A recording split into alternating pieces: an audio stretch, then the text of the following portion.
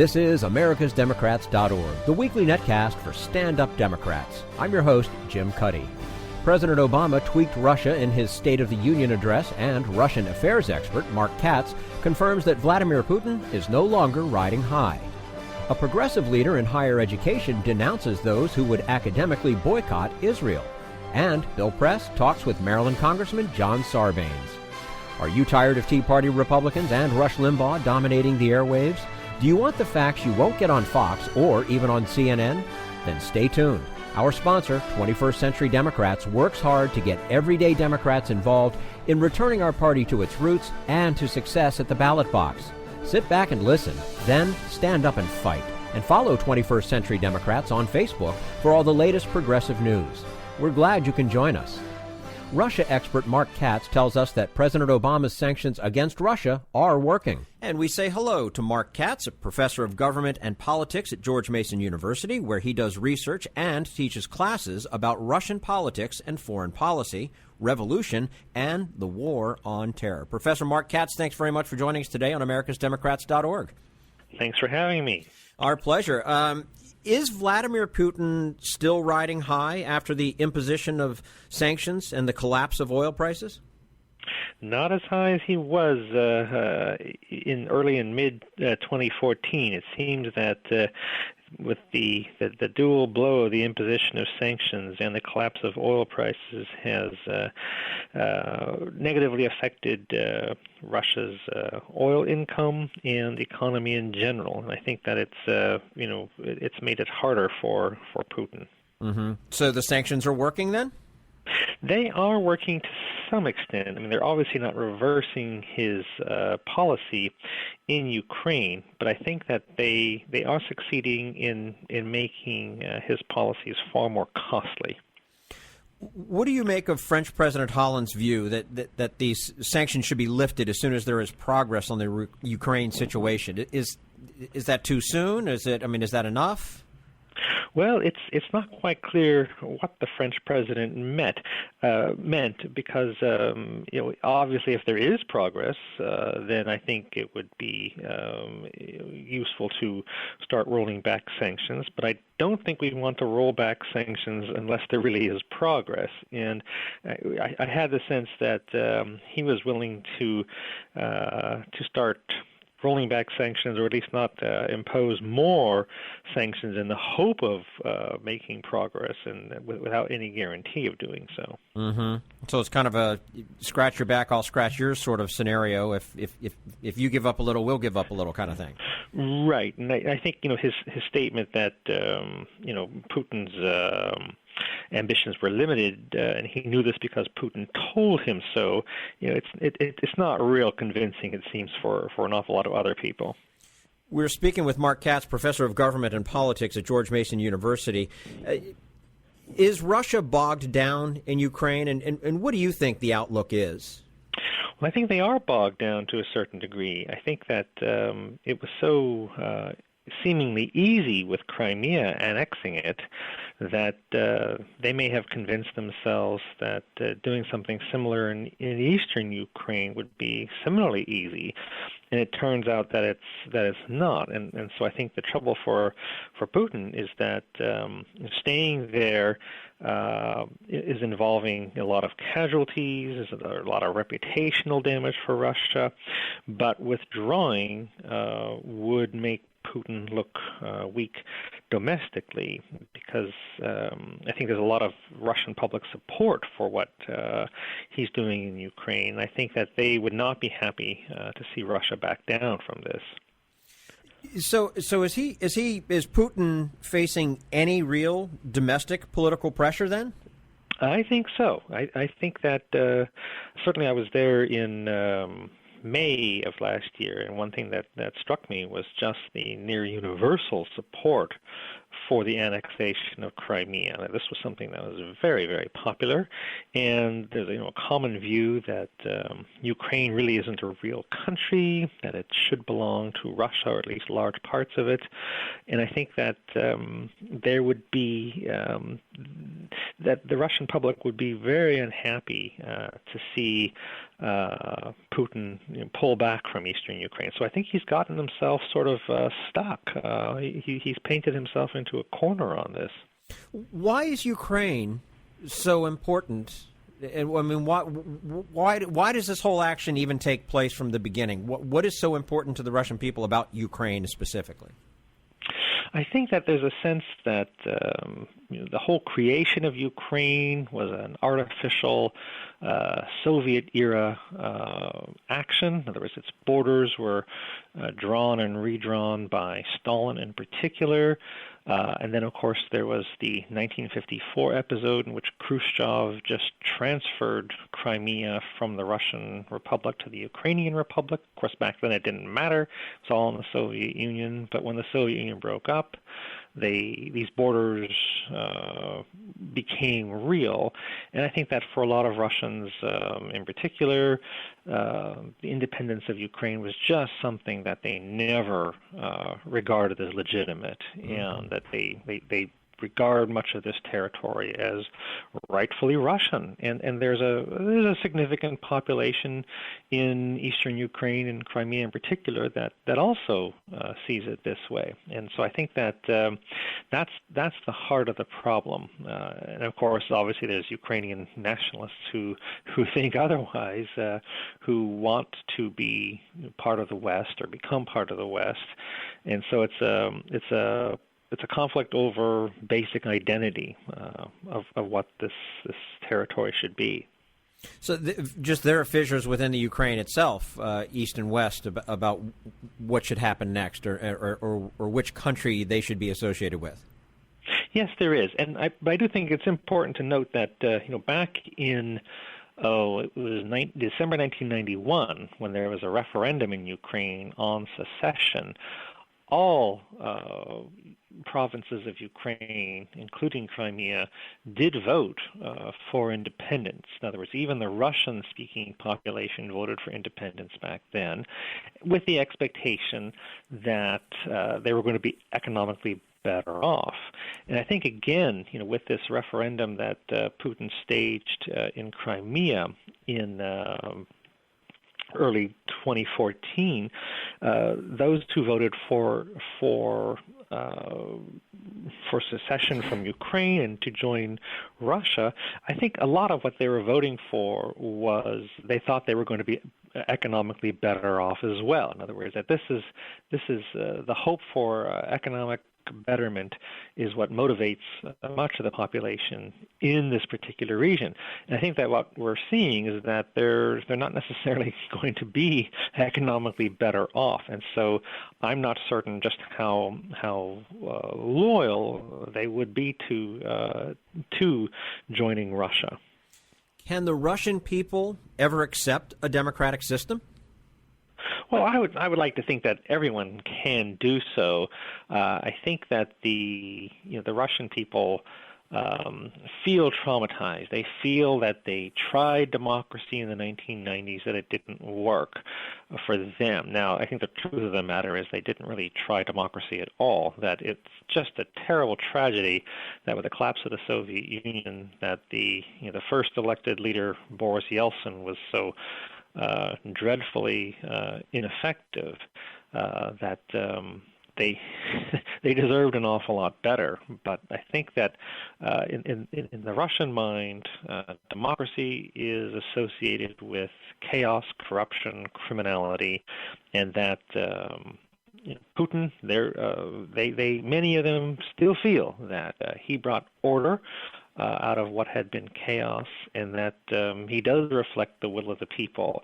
But the trouble is that, to the extent that one can, call what's happening in Russia democratic, it's certainly not liberal democratic. It's a highly intolerant form of democracy, if you will. And of course, there's real questions about legitimacy of elections and the way Putin rules. But I would think that, ultimately, what Putin has done, he has benefited from rising oil prices in the previous decade. Obviously, shrinking oil prices aren't going to help him. And so I think that to the extent that Putinism becomes judged a failure, then the Russian public might once again become more willing to try democracy. But up until recently, they feel they have benefited from Putin's firm hand. Mm-hmm. We're speaking with Mark Katz, professor of government and politics at George Mason University, where he does research and teaches classes about Russian politics, foreign policy, revolution, and the war on terror. You know, Professor, it might seem that the Russians' main geopolitical target is Eastern Europe, but isn't Putin also focusing on reasserting influence in Central Asia by recruiting non-Russian military troops? Well, he's certainly interested in asserting Russian influence in Central Asia. I'm not certain that recruiting troops from Central Asia actually helps this goal. I mean, just think, if the U.S. suddenly decided that it was going to recruit troops from Mexico, it's not clear to me that this would increase American influence in Mexico. I think that the reason Putin is doing this is because of this, terrible demographic problem that Russia is facing. There simply aren't that many young Russian males willing and able to serve in the armed forces, at least not for the size of the armed forces that they want. And so I think that what Putin is doing, it's an act of desperation, that he needs soldiers, so he's going to Central Asia, but the reliability of these soldiers, to me, it's somewhat questionable. These are obviously, many of them will be Muslim. Many of them will not necessarily have very good Russian. How reliable, how effective can these troops be? Can they be used effectively to put down Muslim separatists in the North Caucasus? It strikes me that that this is not that this move does not show Putin's increasing influence, but it's an act of desperation, I think. Mm-hmm. Is there a positive role that Russia can play in support of U.S. policy in Iran, Syria, and against ISIS? Well, it could play a positive role, but I don't think that Putin really is inclined to do so at present. I think that the best case can be made with regard to Iran, that obviously Russia doesn't want to see Iran acquire nuclear weapons just like America and its European allies, and that part of the deal that we're proposing to the Iranians is that they have their fuel, supplied, enriched fuel for their reactors supplied by the Russians, that the Russians will be the ones who deal with their spent fuel. In other words, there just won't be that much enriched uranium in Iran that they can make into weaponized forms. And so, to the extent that Russia, is willing and able to do that, and of course they're going to be paid for it, they play a helpful role. But, quite frankly, if they don't want to do this, there are others who can, including the French, or even the Americans can do something like this. So I'm not sure just how crucial Russia's role is. Now, I think the real key question is that if the Iranians decide that they don't want to go forward with this, that they can probably count on Russia to protect them, both at the Security Council as well as economically to some extent. But even then, with the collapse of oil prices, I think the Iranians are well aware that there's not much they're going to get from Russia in the economic realm. Okay. Now, on the other issues you mentioned, Syria, well, they could be helpful, but they're supporting the Assad regime, and we are not. So I don't think that's going to change. As far as ISIS is concerned, I think that the Russians have reason to fear ISIS, but what can they do about it meaningfully? In other words, that it's not clear to me that somehow getting Russia's help on ISIS is going to magically reduce the ISIS problem. In other words, it's going to be about the same whether Russia helps us or not. Interesting. Mark Katz, professor of government and politics at George Mason University. Professor, thank you so much for joining us today on AmericasDemocrats.org. We'd love to have you back and talk about it some more soon. Thank you. You're quite welcome. And this is americasdemocrats.org, the weekly netcast for stand-up Democrats.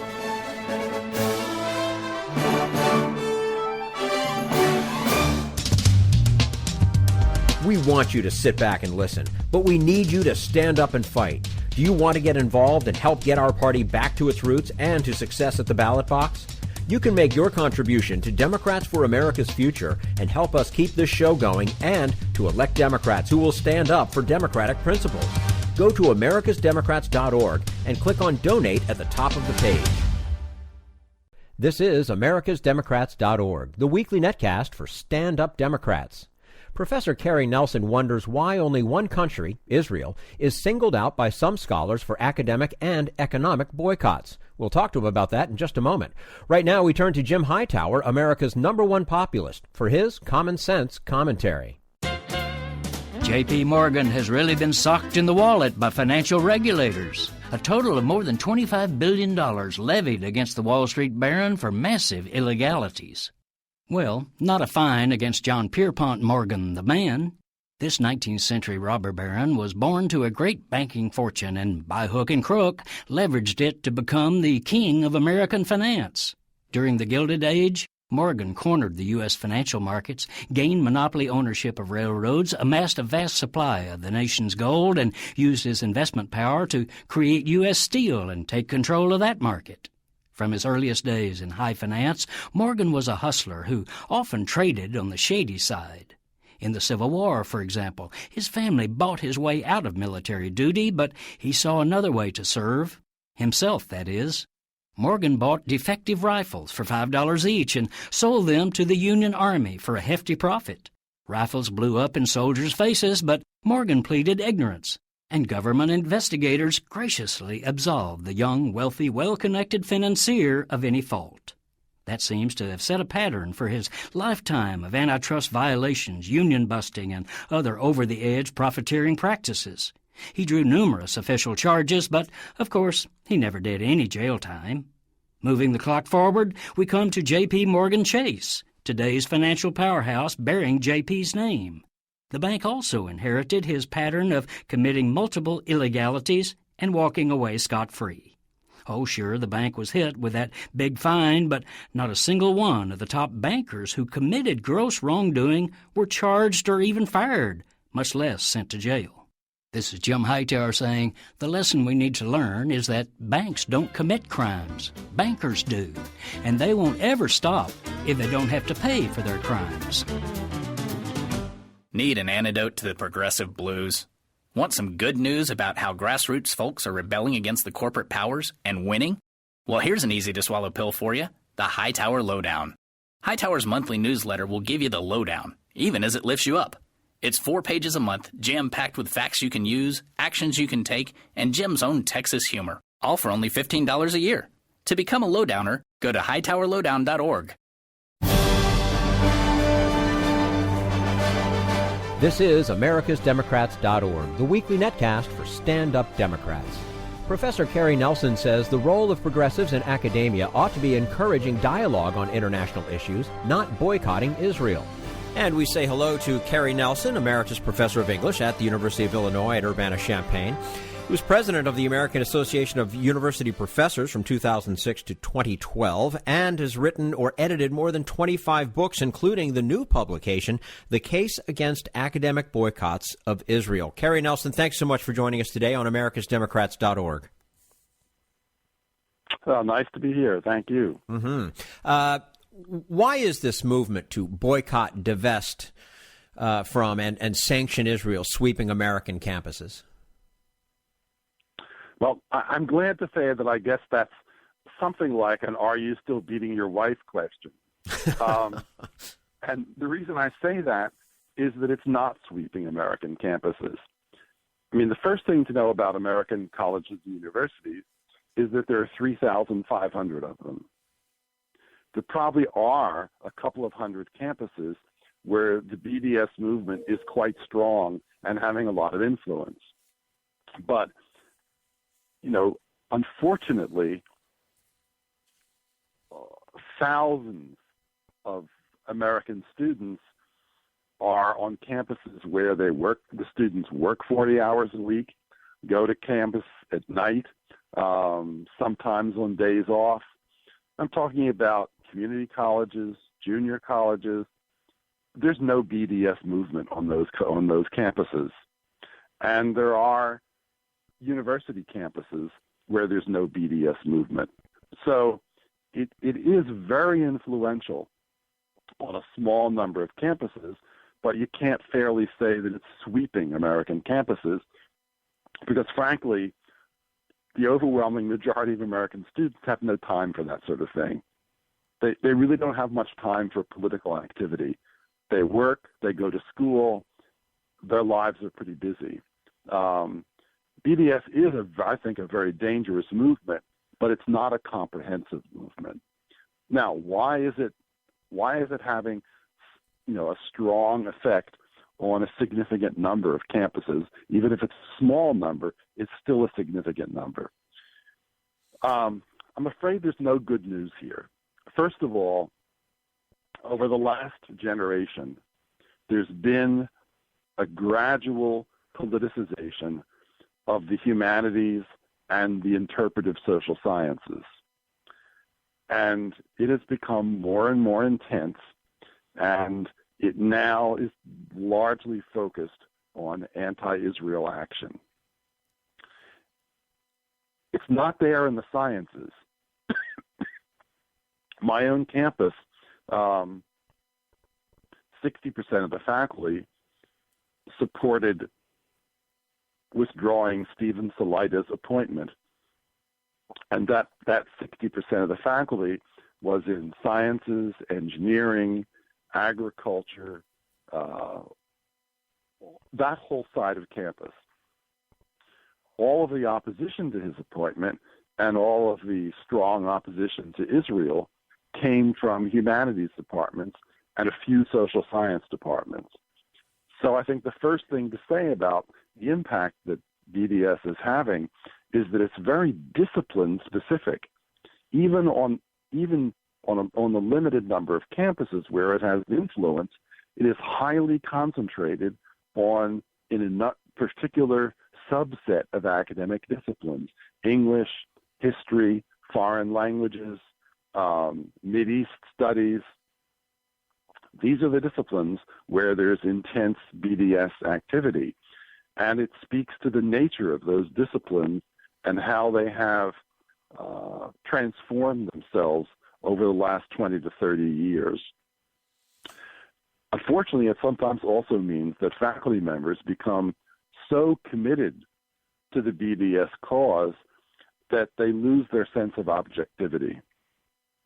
And they begin to feel they have a moral obligation to encourage their students to adopt the same attitude, at which point I think the learning process becomes corrupted. You're not supposed to recruit your students to the causes you believe in. You can let your students know how you feel, but you also have to encourage your students to reach their own conclusions, to express opposite opinions from yours. There has to be a kind of free debate on college campuses, or higher education ceases to be what it's supposed to be. And around this subject, the Arab-Israeli conflict, open debate in humanities departments is becoming rarer and rarer, and it's a tragedy that goes well beyond the Arab-Israeli conflict. Now, the BDS movement, boycott, divest, sanction from Israel, it's really an outgrowth of the original and failed 1948 Arab boycott of all things Israel, right? Absolutely. I mean, it's still struggling over the same issues. Should there be a Jewish state? If so, what should its boundaries be? Do the Jews have a right to have land in Israel? I mean, historically, Israel was created out of farms that Jews bought from Arab landlords. Arabs owned the land. Often they were absentee landlords. Maybe they lived in Iraq. Maybe they lived in Beirut, and Jews bought land. That was the foundation of the state of Israel. But there are some Palestinians who feel that it should have been illegal for Jews to buy that land. That's all land that was bought prior to 1948, and it provides the core of the state of Israel. So that argument of whether Jews should have a right to own land was alive in Palestine leading up to 1948, and then it peaked, of course, in the war that the surrounding Arab states launched against Israel. 700,000 Arabs fled Israel in the course of that war. 700,000 Jews fled Arab countries in the course of that war and sought relief in Israel. I mean, it's kind of weird that about the same number of Arabs fled Israel and the same number of Jews fled Arab countries, but there it is. I guess it's a kind of accident of history. So since then, many Palestinians have said the Arabs who fled or were forced out, because both happened, some were forced out and some just fled, should be allowed to return to Israel to live there, and indeed that all of their descendants should be allowed to return. Well, of the 700,000 Arabs who fled, fewer than 50,000 are still alive, and actually I don't think their return would be that big a deal. But when you say their descendants, that's perhaps 7 million Arabs. So if 7 million Arabs return to Israel, Israel ceases to be a Jewish state. The Jews lose their only country in the world. That argument was alive in 1948, and it's still alive now. It's still one of the conditions that the Palestinian Authority applies to any potential peace treaty. Well, believe me, Israel's never going to agree to it because it would bring Israel to an end. So 1948 marks the moment when the issues surrounding the Arab-Israeli conflict coalesced, and those issues are just, unfortunately, as vital and relevant today as they were then. And, of course, the boycott is one response to them. We're speaking with Cary Nelson, Emeritus Professor of English at the University of Illinois at Urbana-Champaign. Newer publication of his, The Case Against Academic Boycotts of Israel, and we're talking a little bit about that today. Why do you think only one country in the world is subject to an academic boycott, and why don't those protesting Israel criticize Islamic fundamentalism? That is one of the most basic failures of the contemporary imagination that we face in the world today. Why does the academic left not feel it appropriate to protest the rise of ISIS more vigorously than it does? No one would be willing, well, few academics would be willing to defend ISIS's brutal, barbaric practices.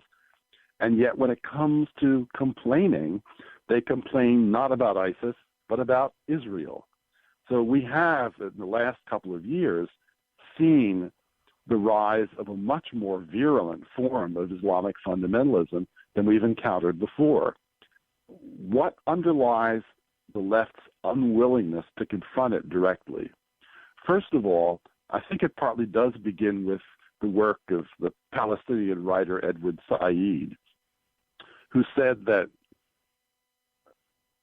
there was an attitude toward the East in the West that he called Orientalism, which was a dismissive, biased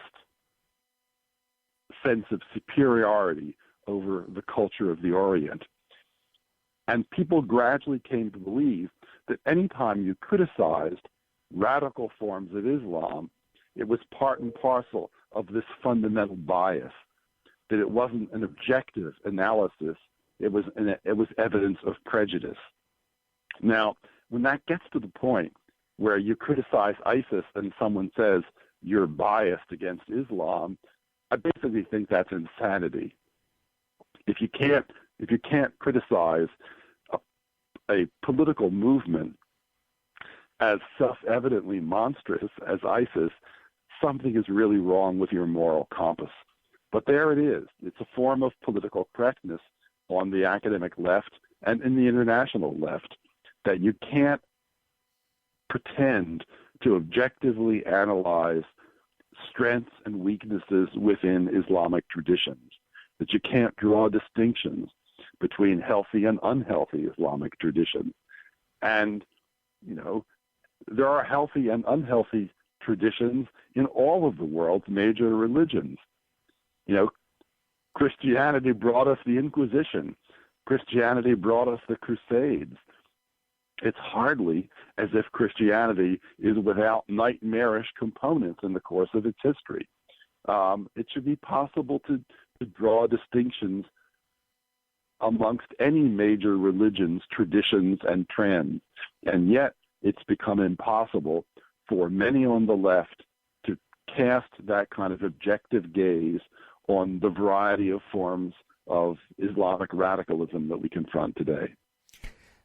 How does the BDS movement differ from, say, McCarthyism and blacklisting?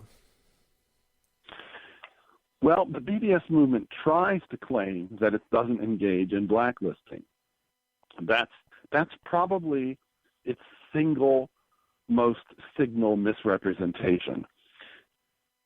BDS likes to say, we don't attack people, we attack institutions.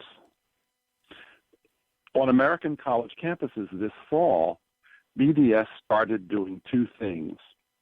It started urging universities to close down joint degree programs with Israeli universities, and it started urging American universities to close down study abroad programs in Israel. Well, guess what? It's students, it's human beings who join study abroad programs. It's students and faculty who participate in joint degree programs. So when you close down a joint degree program, you're closing off the options that students and faculty have, and you're limiting their academic freedom, and you are carrying out a potential assault on individuals. It's not just an attack on institutions. BDS, for example, says that we should not publish in Israeli journals, and that once an Israeli journal publishes an article, we should be unwilling to reprint that article in an American journal. Well, an article is written by a person, and if you refuse to reprint a person's article, you are boycotting or blacklisting that person. So there isn't a distinction between blacklisting and the BDS agenda, but BDS has tried to hide that fact by claiming that it doesn't go after individuals. Mm-hmm. And in fact, the current Palestinian guidelines for academic boycotts say, quote, although academic freedom should be honored, this does not prohibit common sense boycotts against individuals. I can't tell you what a common sense boycott is, but that's their language. In other words, they specifically say individuals could be targeted. So at that point, when you target individuals and you make a list of them, I believe that's called a blacklist. I don't think it'll work to call it a green list. It would be tough to define it any other way. What is and what should be the role of progressives in this matter? I think progressives have a number of things they can do. First of all, they really should encourage dialogue between Israelis and Palestinians and dialogue between Americans, Israelis, and Palestinians. I think talking, listening to one another, honoring one another's histories, honoring the historical tragedies that both people have confronted, I think these are really important things to do. BDS resists them, but I think progressives should embrace them.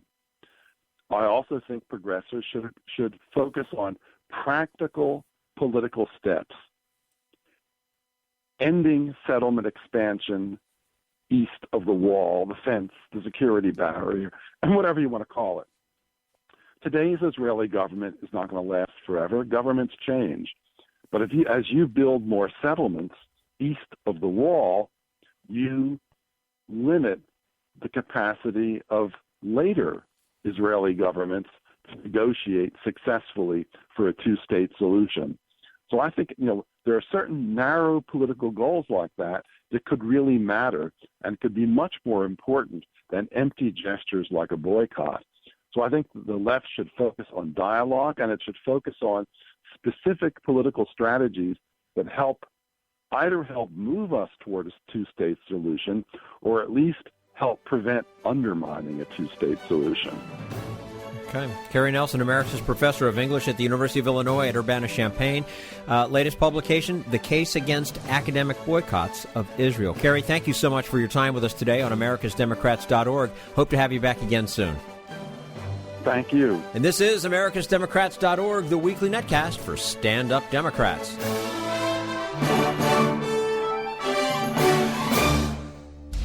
We want you to sit back and listen, but we need you to stand up and fight. Help get our party back to its roots and to success at the ballot box. Make your contribution to Democrats for America's Future to keep this show on the air and help elect stand-up Democrats. Go to americasdemocrats.org and click on Donate at the top of the page. This is americasdemocrats.org, the weekly netcast for stand-up Democrats. And now, Bill Press and his guest, Congressman John Sarbanes of Maryland. Speaking about money in politics, nobody is more on top of it and talking about the harm that Citizens United has done to our political system than the good Congressman John Sarbanes from Maryland, representing Maryland's 3rd Congressional District, who joins us on our news line this morning. Congressman, always good to talk to you. Bill, it's great to be here. Good morning. Thank you. Happy New Year. I'm sorry you're not the top of this list here. I don't know. I have to check the list and see how far down the list you are, Congressman. I'm pretty far down, unfortunately. Man, $2 billion. Whoa. So, first of all, your overall reaction to the State of the Union. You were in the chambers Tuesday night. What'd you think? Well, I thought the president gave a forceful speech. I think he's right to focus on middle-class economics, as he's calling it, which is what can we do as the economy is beginning to recover to make sure that that recovery is reaching every single American. And he laid out, I think, a good prescription for how we can make that happen. I'm not sure that the Republicans are going to go along with it. In fact, I'm sure that they're not, just based on the initial reaction, but I think the president laid out a pretty good agenda. Of course, I bring the lens, as you know, Bill, that a lot of Americans look at these proposals and don't really believe we can get them done in Washington. Anyhow, because special interests, big money influence kind of runs the show there, and they're going to stop it from happening at the end of the day anyhow. Well, it was a curious coincidence that the morning after the President's State of the Union was the 5th anniversary of Citizens United.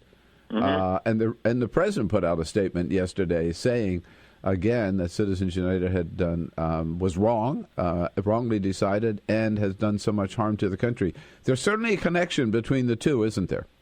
No question about it. 5 years ago, the Supreme Court began to sort of run down a path that's making big money the determinator in American politics and American government.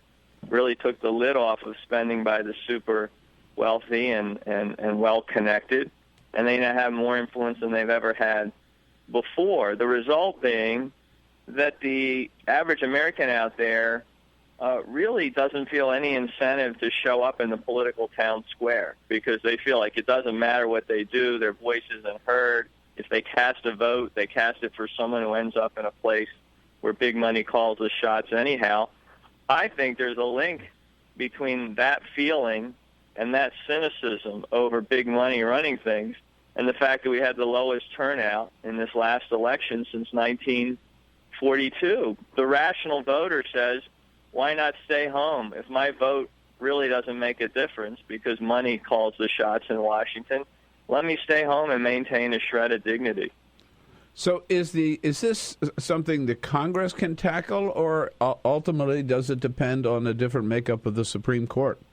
I think there's a lot that Congress can do, Bill. I mean, I know there's this movement for a constitutional amendment to try to address the excesses of the Citizens United case, and I support that. I think we ought to have the ability to regulate spending in elections. But in the meantime, or in any event, we ought to create a small donor matching system that empowers everyday citizens to be the ones that actually lift campaigns up on their shoulders.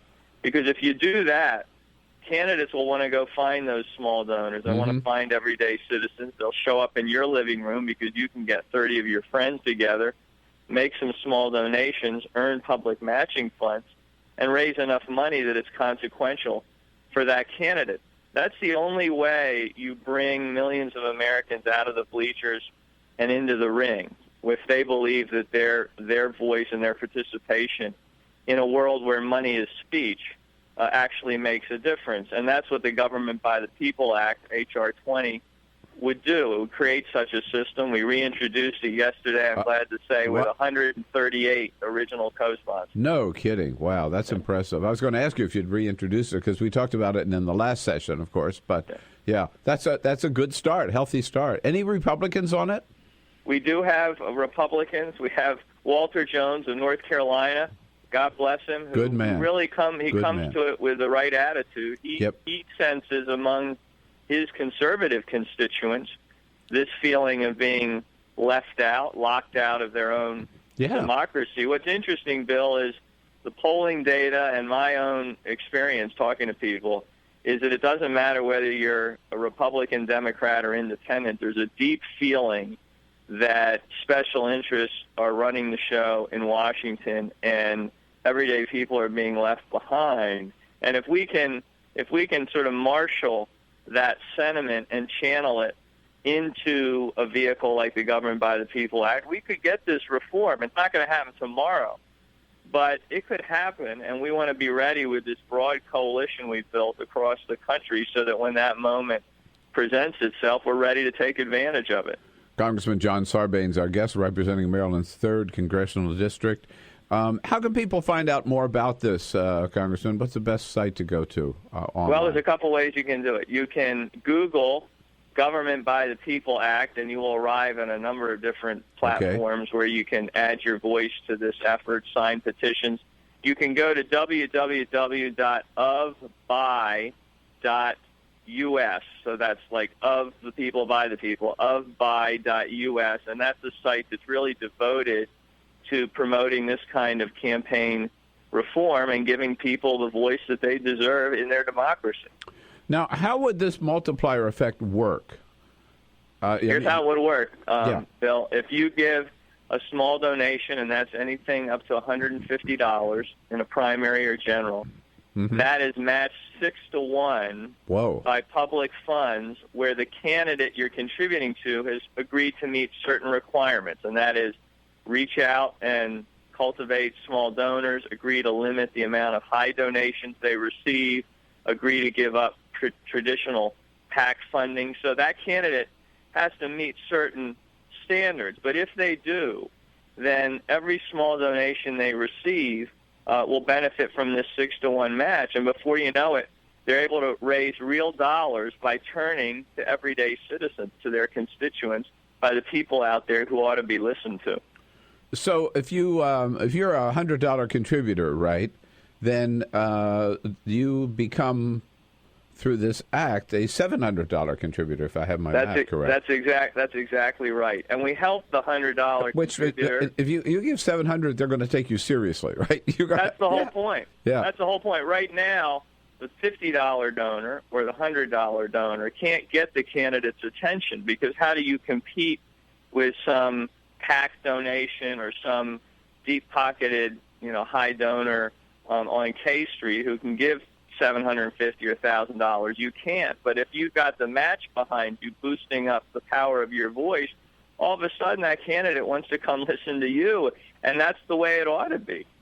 And the funds to be able to do this from the public funding would come through a tax checkoff, or what's the trigger? Combination of things, Bill. You can have a tax checkoff, which we propose, but fundamentally we say let's go to the industries that have the most influence now, that are already contributing to campaigns, right? They're doing it directly. Wall Street's giving hundreds of millions of dollars to congressional campaigns every 2 years. The oil and gas industry is doing the same, and others. Instead of having them give directly to candidates' campaigns, which is a way of buying influence, how about we close a few loopholes and have that money come into the public treasury and turn around and use it to underwrite a public funding system? That's what I propose doing. The nexus is a very natural one, and we think they're the ones that ought to underwrite this system, since they're the ones that have been benefiting from it for so many years. No doubt about it, Congressman. I think, you're really right on target here with the inability of Congress to get anything done these days. The public, distrust of elected officials and of the government today. It's all related to all of this money awash in politics, and you've been the champion for some time now. Bill, in 1982, Bob Dole, the Republican Senate Minority Leader at the time, said if we ever get to where everyone in Washington or everyone has a PAC up here on Capitol Hill, we'll never get anything done. Here we are 30 years later. The system's completely gummed up by the big money, and the American people are deeply frustrated by this. If we give them a solution and we organize behind it, I think we can change that. Yeah, absolutely, Congressman. Wish you all the best luck, and thank you for your leadership on this issue in particular. And thanks for your time this morning. We'll talk to you again soon. Thanks, Bill. Take care. All right, John Sarbanes, representing Maryland's 3rd congressional district. And again, that website, government, nothing more important, government by the people, governmentbythepeople.com. That's all for americasdemocrats.org. Thank you to all who made today's show possible. Mark Katz, Cary Nelson, and the entire Bill Press team. And thank you for listening. If you liked what you heard, please get involved in our efforts to keep this show going and to elect Democrats who are bringing the party back to its roots. Go to americasdemocrats.org and click on Donate at the top of the page. And be sure to find 21st Century Democrats on Facebook. For americasdemocrats.org, I'm your host, Jim Cuddy.